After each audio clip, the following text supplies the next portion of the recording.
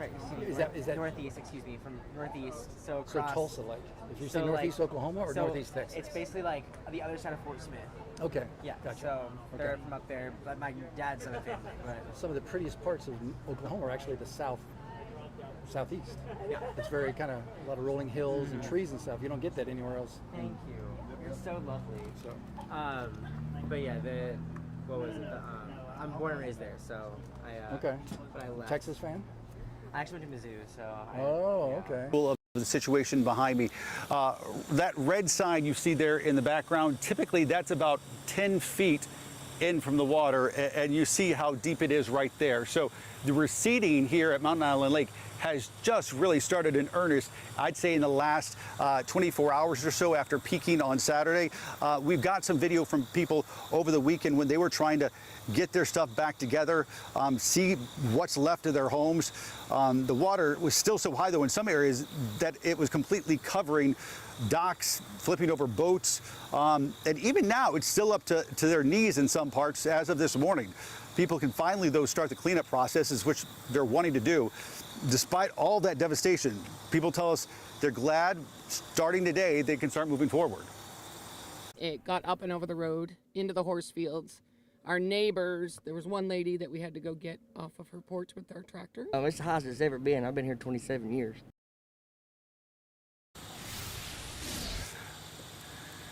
A sense of that sense of community here in the Carolinas, of people helping each other, helping their neighbors, and also a sense of gratitude here along Mountain Island Lake because they know, and a lot of people know, that the situation up, say, around Asheville and Boone is just absolutely atrocious. That said, people here still have a long way to go. Over on Riverside Drive, just across where I'm standing, still a lot of damage there. That whole area still blocked off as of this morning. Sarah. That's right. When we see these really just heartbreaking, heart-wrenching images coming out of some of our high country area, it just really illustrates how long this cleanup is going to take. And you mentioned it, right, Colin? This is a really great hub, a really great illustration of the community hard at work trying to make a positive impact. This has been a staging area for the last several days. We saw the National Guard here come over the weekend, and now what appears to be civilian helicopters that have been taking off to provide supplies to folks who are trapped in some of these remote areas or areas that are just really cut off, physically cut off by communications to the outside world. And it's been very active in other ways too, not just folks dropping off supplies. A lot of fascination from the community as folks actually line the fence here to take a look at some of the efforts underway. You mentioned Mountain Island Lake, and so we have rightfully been talking a lot about Western North Carolina and our high country here, just outside of the Charlotte area, but there has been a hard-hit community not too far from Charlotte, really just northwest of Charlotte. That is Mountain Island Lake. And the folks in this community, there have been several pockets of neighborhoods that had been under mandatory evacuation because of rising water levels from Helene. It has been really destructive as far as the flooding that we've been seeing in these communities. And what we have now learned with the WCNC Charlotte investigation is in the days and the weeks leading up to this storm, apparently the water levels here have surpassed Duke Energy's own targets, its own goals for these water levels. And so this is something that homeowners have been asking. Why didn't the utility lower the water levels sooner? And this is something our own Nate Morbido has been looking into. And Nate is joining us to talk more about some of the response that he is getting from Duke Energy. So, Nate, what have you learned tonight? Yeah, I mean, we're taking these homeowners' questions right to this utility. One homeowner told us inaction by Duke Energy has harmed the people of Riverside and Lake Drive once before, and not that long ago. We had 6 feet of water in the house. We lost everything we had. After floodwaters destroyed Eric Jenberson's home in 2019, the homeowner learned a valuable lesson. We missed water incursion by about 8 inches. That, as the waters rose even higher this time around, spared his new house. It puts me into a really unusual position because this entire community, every single one of my neighbors, have lost everything. And I'm the only one really standing. He's speaking up on behalf of his hurting neighbors. It's inconceivable. I don't understand it. convinced Duke Energy allowed history to repeat itself. Anybody who wants to say that this was an act of God, well, it had an active accomplice in Duke Energy as far as I'm concerned. The homeowner was one of several dozen who sued the utility after the 2019 flood, alleging negligence, accusing Duke Energy then of failing to lower dam levels to accommodate the expected heavy rainfall, among other things. He says they eventually arrived at a settlement that was satisfactory to both parties. But back then, I know that this kind of thing doesn't need to happen again. Even the governor raised concerns and pledged to look into the situation. Despite all that, now in 2024, the utility's own data show Mountain Island Lake's levels stayed above its target for the entire month of September. Why aren't the lake levels being lowered precipitously ahead of an event like this? In response to WCNC Charlotte's questions, the utility insisted creating any additional storage in Mountain Island Lake ahead of time would not have prevented the flooding, citing the lake's small size coupled with the historic rainfall. In a statement to WCNC Charlotte, the utility said as soon as they anticipated Hurricane Helene's arrival and its significant rainfall, Duke Energy's hydro operations team began moving water through the entire 11-lake system, adding the utility must take a holistic approach because a decision at one lake can impact the others. Duke Energy told us it does the best it can to mitigate the impacts of severe weather events, but pointed out forecasting actual inflow from an approaching storm is a complex and inexact science. And of course, that can be true, but it can also be true that homeowners are skeptical of that.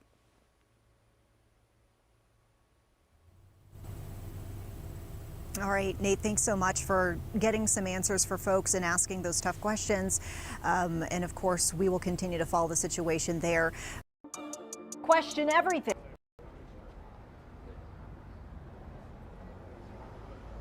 Come on, Mike. Sure. Are you guys ready?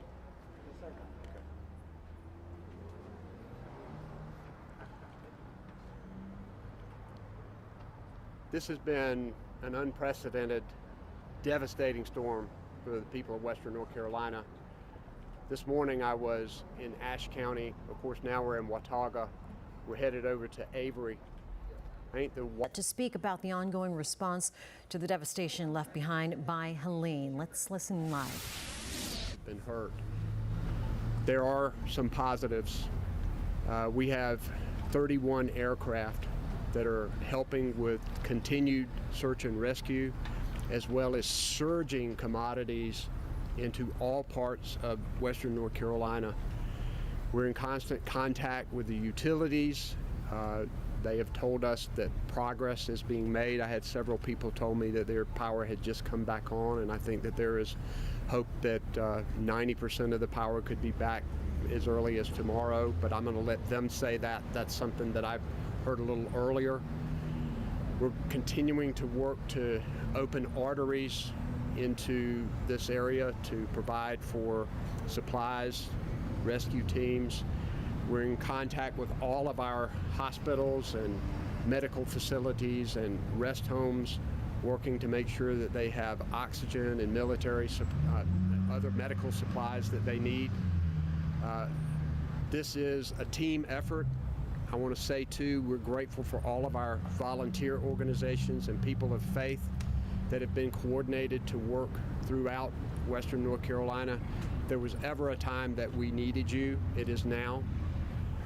But we know that the people of Western North Carolina are resilient. This is going to be a strong short-term response and a strong long-term recovery. We've got folks here to answer questions. We've got Mayor Futrell here of Boone, Representative Ray Pickett, who represents this area. I have our Secretary of Department of Public Safety and our Secretary of Department of Health and Human Service, FEMA representatives here as well. And so now I'll take questions from people. We're going to start right here with the Watauga Democrat. Yeah, Governor thanks, sir. Mossburn with Watauga Democrat. What's your message to those people that have just lost everything, especially in the western part of our county? You know, Sugar Grove, Meat Camp, and all those areas. You know, to be able to wake up one morning and everything that you own be gone is a tragic situation. This is an unprecedented situation that is going to require an unprecedented response. We are working to turn on every avenue of resources that we can to help people. The first thing we want them to do is to apply with FEMA for disaster services. You can go to disasterassistance.gov or download the FEMA app. Robert has the 800 number that people can call. We've already had over 50,000 people to register for FEMA assistance, and about $6 million has already gone out. So we want to help people in that way in the short term, but there are also longer term solutions for people who have lost their homes, and we want to be there for them. Next question, Appalachian, right here. Hi, Sue Patterson from Appalachian. How do you hope that the North Carolina legislature will support areas of higher education as they support their community and for students who have been displaced through their buildings and houses being condemned? So we're grateful for our universities out here in Western North Carolina who have stepped up. Appalachian State is now hosting a shelter right in its Coliseum, helping people in need in the community. I've talked with university leaders who are working hard to make sure that the students who are still on campus are safe and protected, and we will work with them to help them individually with their families. We know that we have the best array of public and private universities in the country, and many of them are right here in Western North Carolina. We want them to be able to continue their mission as soon as possible and to get them back up and running as soon as possible. Next question right here. Hi, Austin with WCNC Charlotte. We've been in the mountains for about 5 days, going to Avery and Ashe County. We've seen the devastation ourselves, and residents there say it feels like the governor and as well as the administration has forgotten about those counties. What do you respond with when you hear those? Well, I was there today, and we have had crews there from the beginning. We have surged hundreds of thousands of pounds of food and water into these communities, and we have teams on the ground who are providing search and rescue teams. We're working with FEMA jointly. There is a lot that is happening. There are a lot of communities that are isolated that we're working to get to with local officials. We want to be there.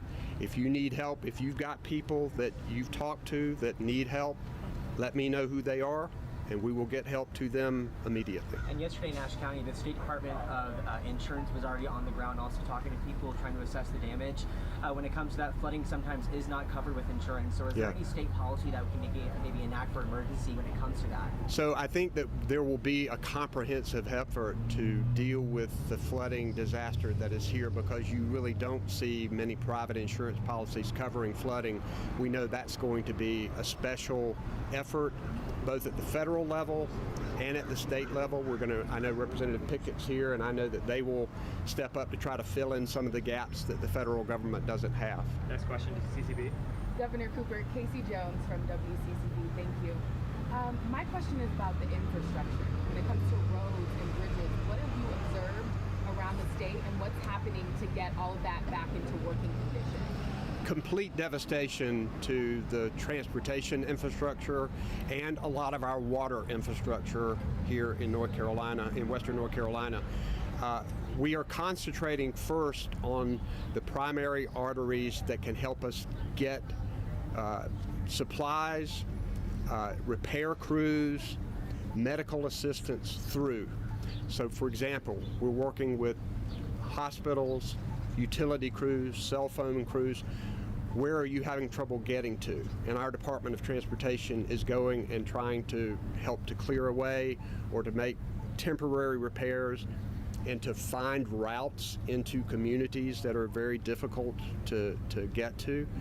So that's the short term.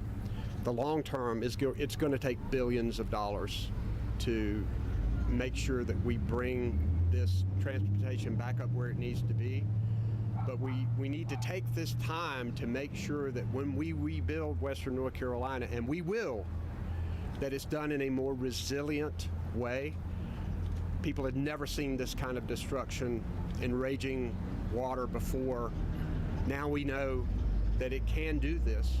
So as we rebuild, we have to think that this can happen, so we have to make the investment, which is going to be more, but make the investment to make it more resilient. Spectrum? Wait, one more follow-up. In Watauga County, we know that at least 2 people have died in landslides. Do we have a handle on statewide how many people have died in this storm?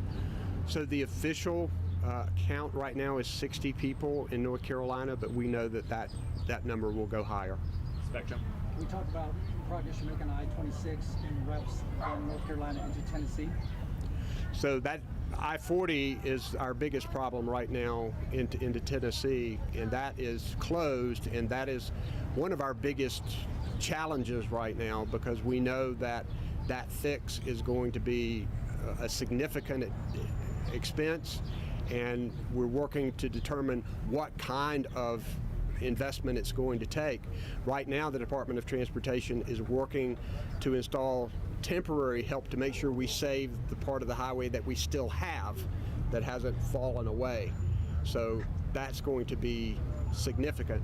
I think Highway 26 is open all the way through, or you tell me. Yes, sir. This is the chair of our State Board of Transportation, Mike Fox. Good afternoon, and thank you, Governor. Yes, I-26 is open in North Carolina.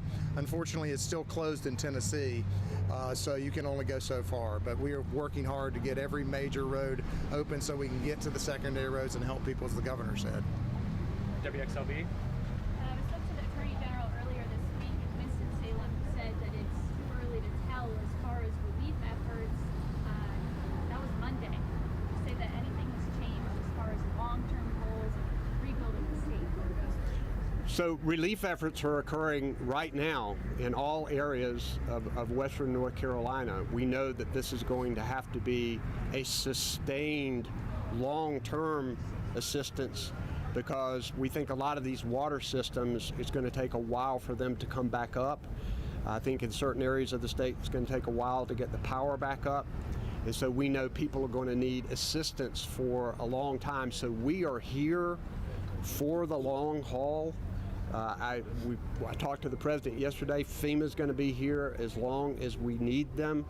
Our state resources, our National Guard is here. We've got over 1,000 troops that have been activated. We've got 32 aircraft going in and out, bringing supplies every day to people who need it. So how long it will take, the long-term recovery will take a significant period of time, but we need to make sure that we respond and recover and then begin the process of rebuilding. Thanks, y'all. That's the time we've got today. Do you have another question? Do you have one? Just for FEMA. Yeah. I mean, I bet we all want to hear, just, obviously FEMA is now boots on the ground trying to get to Avery County. That being said, what are the next steps? It's early on. The storm just happened, but what is the first thing that we need to see boots on the ground when it comes to FEMA in response? Yeah, so we've been on the ground as well since day one, supporting the state, and we've got people actually in just about every county as it stands now, supporting the state side by side. We've got over 500 people working right now in the state of North Carolina. The only thing I was going to add, the governor had mentioned the 800 number for people to register. That's 1-800-621-FEMA, 1-800-621-FEMA, disasterassistance.gov, or download the FEMA app. One more question for you from FEMA. This year has been a lot when it comes to natural disasters. How did this hurricane impact your response that was already exhausted?